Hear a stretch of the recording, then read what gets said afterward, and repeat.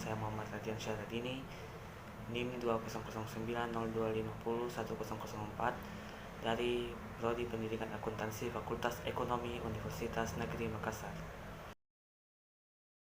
Pada kesempatan kali ini saya akan membawakan materi mengenai perkiraan masyarakat di masa depan. Nah, pada materi ini ada 4 submateri yang akan saya bawakan. Yang pertama itu adalah kecenderungan globalisasi, lalu yang kedua adalah perkembangan iptek, lalu yang ketiga adalah perkembangan arus komunikasi yang semakin padat dan cepat, lalu yang keempat adalah peningkatan layanan profesional. Nah, langsung saja ke poin yang pertama itu adalah kecenderungan globalisasi. Nah, istilah globalisasi sendiri itu berasal dari kata global, yang berarti secara umumnya, utuhnya, kebulatannya, bermakna bumi sebagai satu keutuhan seakan-akan tanpa tapal batas administrasi negara. Dunia menjadi amat transparan serta saling ketergantungan antar bangsa. Di dunia semakin besar, dengan kata lain, menjadikan dunia sebagai satu keutuhan, satu kesatuan. Menurut Emil Salim, terdapat 4 bidang kekuatan gelombang globalisasi yang paling kuat dan menonjol daya dobraknya yakni di bidang iptek, ekonomi, lingkungan hidup, dan pendidikan. Adapun beberapa kecenderungan globalisasi dari keempat bidang tersebut ialah sebagai berikut. Yang pertama adalah bidang iptek yang mengalami perkembangan yang semakin dipercepat, utamanya dengan penggunaan berbagai teknologi canggih seperti komputer dan satelit. Lanjut, yang kedua adalah bidang ekonomi yang mengarah ke ekonomi regional dan ekonomi global. Tanpa mengenal batas-batas negara, globalisasi ekonomi telah menyebabkan negara hanya bertapar batas politik saja, sedangkan dari segi ekonomi semakin kabur. Lalu poin yang ketiga adalah bidang pendidikan dalam kaitannya dengan identitas bangsa, termasuk budaya nasional dan budaya Nusantara. Di samping terpaan tentang gagasan-gagasan dalam pendidikan, globalisasi terjadi pula secara langsung, menerpa setiap individu, manusia buku, radio, televisi, dan media lainnya. Lalu yang keempat adalah bidang lingkungan hidup, telah menjadi bahan pembicaraan dalam berbagai pertemuan internasional yang mencapai puncaknya pada konferensi tingkat tinggi atau KTT Bumi, atau nama resminya lingkungan hidup di suatu tempat, akan memberi dampak negatif ke berbagai negara di sekitarnya. Lalu memasuki poin yang kedua, ialah perkembangan iptek, atau iptek sendiri singkatan dari ilmu pengetahuan dan teknologi. Nah, dengan perkembangan iptek dan kebutuhan masyarakat yang semakin kompleks, maka pendidikan dengan segala aspeknya mau mengakomodasi perkembangan itu, baik perkembangan iptek maupun masyarakat. Perkembangan pendidikan itu menyebabkan penataan kelembagaan, kemantapan struktur organisasi dan mekanisme kerja, serta pemantapan pengelolaan dan lain sebagainya harus dilakukan dengan memanfaatkan iptek itu. Perkembangan iptek yang semakin cepat dalam era globalisasi merupakan salah satu ciri utama dari masyarakat masa depan.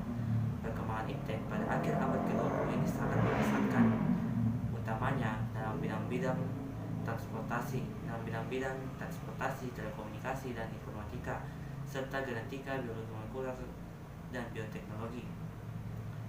Globalisasi perkembangan iptek dapat berdampak positif ataupun negatif, tergantung pada kesiapan serta kondisi sosial budayanya untuk menerima limpahan informasi dan teknologi itu. Segi positifnya antara lain memudahkan untuk mengikuti perkembangan iptek yang terjadi di dunia, menguasai dan menerapkannya untuk memenuhi kebutuhan pembangunan. Sedangkan dari segi negatifnya akan timbul apabila kondisi sosial budaya belum siap menerima limpahan itu. Lalu terdapat pengembangan dan pemanfaatan iptek, yakni adalah penelitian dasar atau basic research. Lalu yang kedua adalah penelitian terapan, yaitu adalah penelitian terapan. Lalu yang ketiga adalah perkembangan teknologi. Lalu yang keempat adalah penerapan teknologi. Lalu poin yang ketiga adalah perkembangan arus komunikasi yang semakin padat dan cepat. Nah, salah satu perkembangan iptek yang luar biasa adalah yang berkaitan dengan informasi dan komunikasi, utamanya satelit komunikasi seperti komputer dan sebagainya. Terdapat beberapa istilah yang dipakai untuk menjelaskan perkembangan global yang cepat pada akhir abad ke-20 ini, antara lain gelombang ketiga atau Alvin Toffler, zaman pasca industri, dunia tanpa batas, revolusi komunikasi, dan sebagainya. Pada umumnya, bentuk komunikasi langsung atau langsung dengan kata lain verbal atau non-verbal dikenal sebagai komunikasi antar pribadi atau interpersonal communication, baik komunikasi antar dua orang maupun komunikasi dalam kelompok kecil dengan ciri-ciri pokok adanya dialog antara pihak yang berkomunikasi. Seperti diketahui, proses komunikasi meliputi beberapa unsur dasar, yaitu adalah sumber pesan seperti harapan, gagasan, perasaan, atau perilaku yang diinginkan oleh pengirim pesan. Lalu yang kedua adalah encoding, yakni pengubahan atau penerjemahan isi pesan dalam bentuk yang selasi dengan alat pengiriman pesan. Lalu yang ketiga adalah transmisi pengiriman pesan. Lalu yang keempat adalah saluran. Lalu yang kelima adalah pembuka sandian atau decoding, yakni penerjemahan kembali apa yang diterima ke dalam isi pesan oleh penerima.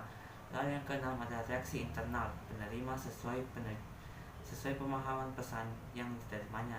Lalu yang ketujuh adalah gangguan atau hambatan yang dapat terjadi pada semua unsur dasar lainnya.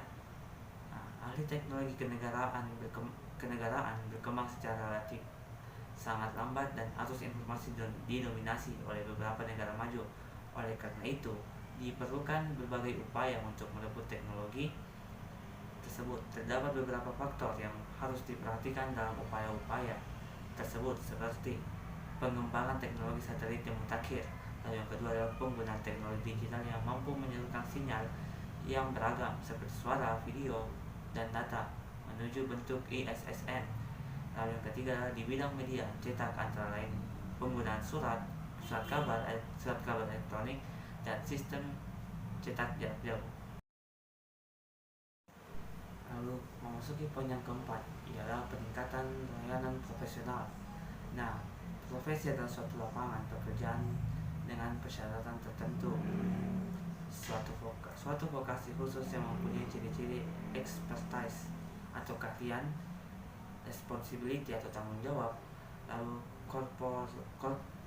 corporateness atau kesewajatan, lalu kesewajatan menurut Huntington 1964 dari Nugroho Susanto. Lalu menurut Robert Ritchie tahun 1974 dan Dr. Wesby Gibson tahun 1965 mengemukakan berbagai ciri profesi dan profesionalisasi jabatan guru, yaitu adalah lebih mengutamakan pelayanan kemanusiaan yang ideal, dan layanan itu memperoleh pengakuan masyarakat. Lalu terdapat sekumpulan ilmu yang menjadi landasan dan sejumlah teknik prosedur yang unik, serta diperlukan waktu yang relatif panjang untuk mempelajarinya sebagai periode persiapan yang sengaja dan sistematis agar mampu melaksanakan layanan itu atau pendidikan dan pelatihan prajabatan. Dan yang ketiga adalah terdapat suatu kode etik profesi yang mengatur keanggotaan itu. Jadi seperti itulah materi yang telah saya bawakan tadi. Kurang dan lebihnya mohon dimaafkan. Assalamualaikum warahmatullahi wabarakatuh.